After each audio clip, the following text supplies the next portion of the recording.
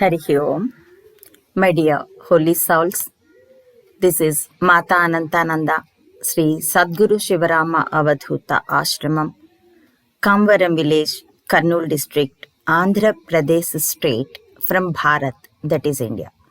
Under the caption of Wonderful Indian Folk Stories, we are enjoying the stories of Bhatti and Vikramaditya, the historical personalities of ancient India. In the series of videos, this is the 19th one. In this video, we are going to enjoy the second part of Padmavati's story. Prince's effort to kill Ratnakuta by giving poison. Prince Vajrakuta and Ratnakuta's plan. The strategy played by them to draw the attention of King Uttamapada. The outcoming skills from this story are: this story introduces the spying strategies to us. It induces analytical and sensitive thinking in us. Okay, let us enter into the story. The idol Madanabhisheka Valli on the second step of Golden Throne is continuing her story to Bhoja Rajendra. In that story, we crossed up to Baitala's introduction and Baitala's condition to Vikramaditya to become subjugated to him. And he started a story about a princess, Padmavati, who belonged to Netrapuram. Okay, we enjoyed up to Vajrakuta, the prince of Devapuram had reached her palace because both are in love with each other. Okay, let me continue. Like that, the prince had reached her bedroom. She kept it under secrecy.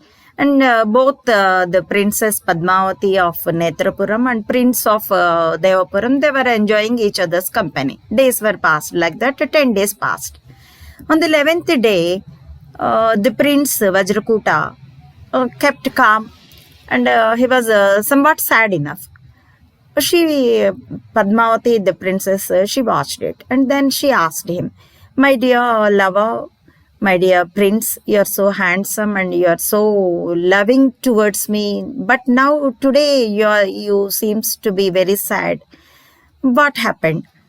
Am I get bored to you? My love had not entertaining to you.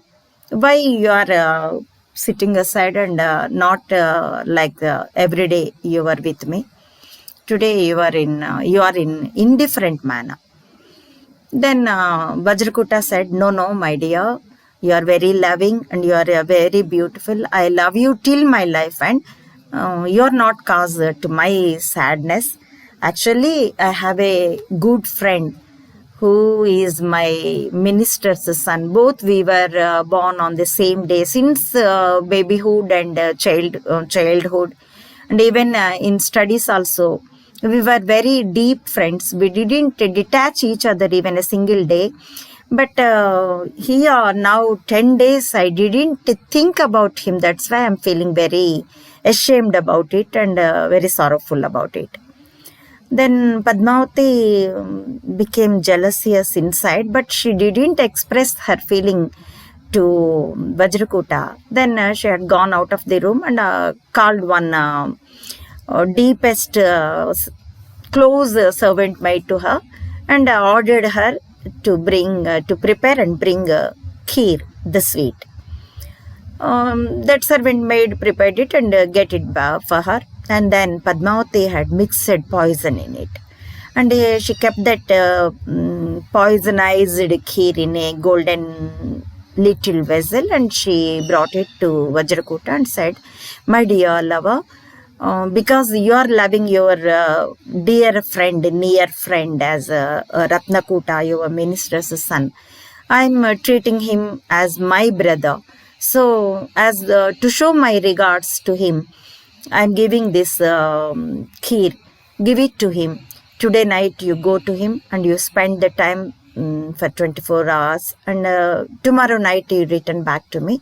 And what did he say with this after eating that kheer? You please tell me. Like that she told. And Vajrakuta also felt very happy. Okay, I'll go. He said like that and had taken that vessel in carrying kheer. And at the night, in the dark, he left her palace and he had gone to Pedras Peddamma's house where his friend was waiting there. And both the friends met each other and they felt happy with the company. And both of them inquired what happened in their wherever they stayed like that. The prince asked about the stay of Ratnakuta at this thing, Pedras Peddamma's house as well.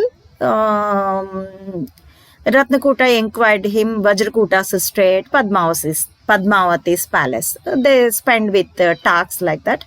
And after some time, this Prince Vajrakuta recalled his memory about kheer. Then he handed over the vessel to him, to Ratnakuta, and said, my lover, my girlfriend had sent it to you. She has very respects on you. Then by taking that vessel which contains kheer, Ratnakuta suspected something different smell and different look also. Then he was watching that vessel and he smelt it. Then Vajrakuta felt very bad about it. Why this fellow is suspecting which I got for him? My girlfriend had prepared it with very love and regards, and with much affection I brought it for him. With how much love and affection I brought it, that much of love and affection he should eat it. Instead of it, he is testing it. What a strange behavior. It's not right. Vajrakuta was thinking like that inside. Ratnakuta sensed the inner feelings of Prince, his friend. Then he said, to kill myself, you brought this poisonized kheer, isn't it? By hearing that words, Vajrakuta felt almost shocked he was. Then why are you saying like that? He said. Then come with me. Ratnakuta said like that, and both they had gone onto the street. Ratnakuta had called on a street dog and kept the vessel in front of that dog. The dog happily ate that kheer, and immediately within seconds it had fell down and died. By watching it, Vajrakuta paralyzed almost. Then he said, how cruel my girlfriend is. I'll leave her. I didn't expect this much of cruelty from her. Such a beautiful lady, but behind that, such a cruelty. Convenience. He said like that. Then Ratnakuta said, no, don't think like that. Actually, Padmavati is very beautiful girl and very loving girl to you. Because of her love, she felt jealousy. She want to prevent, she desired that almost of all your mind must occupy by her memory only. You should not think about others. That much of possessive she is with you. So we can counsel her and we can make her to think broadly, but don't leave her. Such can be, as he convinced Ratnakuta. So Vajrakuta also rethought about it. Then he said, okay, then what we'll do? Then Ratnakuta said, okay, we'll get her to our Devapuram. So you do like this. So by saying like that, he had given a plan to him, Vajrakuta. As per that, Vajrakuta had gone on that night to Padmavati's palace. Padmavati was eagerly waiting for his arrival, and she had received him secretly and she had taken him to her bedroom. Then after some time, she asked, what about your friend? Did he eat the kheer? Like that. Because if he eat the kheer, definitely he'll die. Then what? That's why she doubted whether Vajrakuta will come back or not. Luckily, he had come back. He had came back. So that she asked like that. Then he said, Vajrakuta, yes, I have given the vessel to my friend because just he completed his lunch that way. That's why he said, it's heavy for me. So later I'll eat that kheer. By saying like that, he kept it aside on the cupboard. I didn't remember about it later what happened. It might be he eat it by this time. He said like that. Padmavati felt happy. Then time passed. They enjoyed it with each other's company and they slept. But Vajrakuta, he didn't sleep. He was waiting. By few minutes time like that, Padmavati fell in deep asleep. Then he got up from the bed and he had pierced her with his nails, with 3 mid nails, and beneath her neck as a piercing, as the injury must happen there. But Padmavati, because of satisfaction, so she was sleeping deeply, so she couldn't recognize it. And this Prince Vajrakuta had stolen her valuable pearls garland from her neck, and without making any noise, he left there and he reached Pedra's Peddamma's house and met his friend. Early in the morning, both the prince and son of minister Vajrakuta and Ratnakota expressed their thanks to Pedrasi Peddamma, and they had given her very valuable ornaments, gems, and gold like that, and they satisfied her, and they asked her to keep everything is in silence. She is also agree for it. If anything reveals, then her neck will go off. That's why she also accepted such. Then they had taken send off from her and gone away. But meantime, this Ratnakuta had purchased some other dress of monks like that. Then both they were in disguise, such as Ratnakuta was in disguise of a monk as guru, as a teacher, and the prince Vajrakuta disguised himself as a disciple to the monk. Both they were sat beside burial ground, just a little bit far from the city, and they pretended as doing penance. People observed them, but they didn't consider them. They were on their walk. Then after some time, they waited till the business shops will open in the city. Then Ratnakuta told Vajrakuta and given that parrot and what to do. He explained everything, the plan, so that they want to draw the attention of the king. According to that plan, Vajrakuta had taken that parrot and gone to the jewelry shops center, and he offered to sell out his pearls garland. Naturally, the business people surrounded him and asked about the value of garland. The bargain was going on. By watching that pearls garland, a businessman thought that it might belong to a rich or king royal families like that. But how can this monk who was in saffron dress like that, how he got it and why he is selling it out? Okay, anyway, let us bargain. By thinking like that, the businessman asked about the price. Actually, it will cost up to 10,000 hones, then money, the currency. But this man, as per their plan, he told the price as 1 lakh hones. Everybody felt surprised and suspective also. Then they sent the info secretly to the king. Meantime, the king also got such information by his spying people. Then the king sent the soldiers to bring him, and they brought him to the presence of King Uttamapada, the father of Padmavati. Then he asked, "Who are you? What is there with you? What is there going on in the business center?" Then this man said, "I'm a disciple of one saint who is doing penance near burial ground. He sent me to here. Actually, the thing is about this pearls garland." He had given that pearls garland to the king. Then by receiving that pearls garland, observing it, Uttamapada had recognized that this garland belonged to his daughter because he had gifted it to her. That's why immediately he called on a servant and sent it to Queen's palace and inquired about it, whether she can recognize that Perel's garland as their daughter's one or not. And next, meantime, he was inquiring to Vajrakuta, who was in disguise of a monk. Then, what about that price? He said, I don't know about the price. Actually, I have no intention to sell it even, because to draw your attention. Otherwise, your darshan, I can't visit you. That's why to draw your attention, we done such as per my guru's advice also. This is not for sale.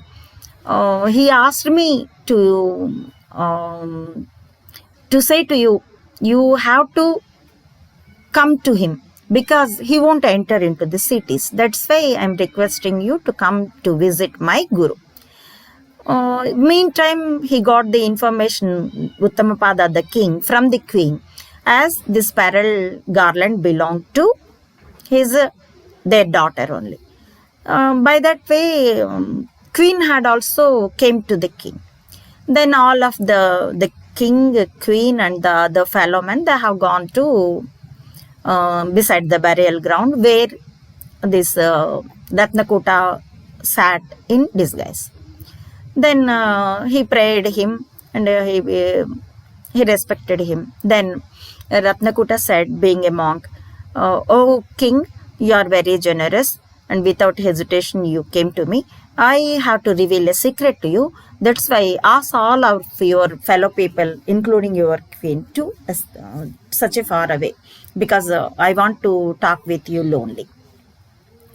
Then he done such, and then he said, I don't know about this Perel's garland. I got it like this. I'll explain it to you. Since 10 days, both of we are doing penance in the mid place of the burial ground.